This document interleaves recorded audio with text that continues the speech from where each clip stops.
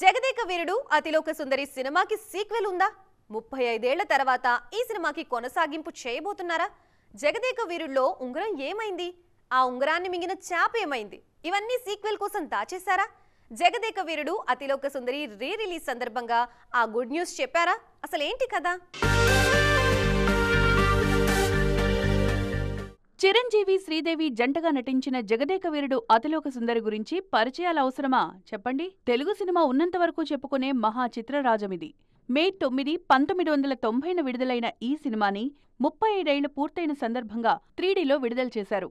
Cinema promotions లో భాగంగా ఓ interview చేశారు చిత్ర యూనిట్. టూరిస్ట్ గైడ్ గా చిరంజీవి, ఇంద్రజగా శ్రీదేవి పాత్రలు ఎవరూ అంత ఈజీగా మర్చిపోలేరు. వైజయంతి మూవీస్ బ్యానర్ పై అశ్విని దత్ ఈ సినిమాను 30 ఏళ్ల కిందే దాదాపు 2 కోట్లతో నిర్మించారు. అప్పట్లోనే 15 కోట్లకు పైగా షేర్ వసూలు చేసి ఇండస్ట్రీ రికార్డులు తిరగరాసింది Jagadeka Veerudu Athiloka Sundari. Welcome to Saptagiri NPS University. Admissions open for BE, BCA, MBA and MCA for the academic year 2025-26. Enroll now. 35 ఏళ్లుగా ప్రేక్షకులకు అనుమానం ఉండిపోయింది. తాజాగా రామ్ చరణ్ కూడా ఇంటర్వ్యూలో ఇదే ప్రశ్న అడిగారు. చివర్లో ఆ ఉంగరం ఏమైంది? ఉంగరం మింగిన చేప ఏమైంది అంటూ ప్రశ్నించారు. సీక్వెల్ ఉంటే అందులో చెప్తారేమో అనుకున్నారంతా. కానీ అలాంటిదేం ఉండదని చెప్పకనే చెప్పారు దర్శకుడు రాఘవేంద్రరావు. శ్రీదేవిని మరొకరితో రీప్లేస్ చేయడం అసాధ్యమని, ఇళయరాజా మ్యూజిక్ ను రీక్రియేట్ చేయలేమని క్లారిటీ ఇచ్చారు దర్శకేంద్రుడు.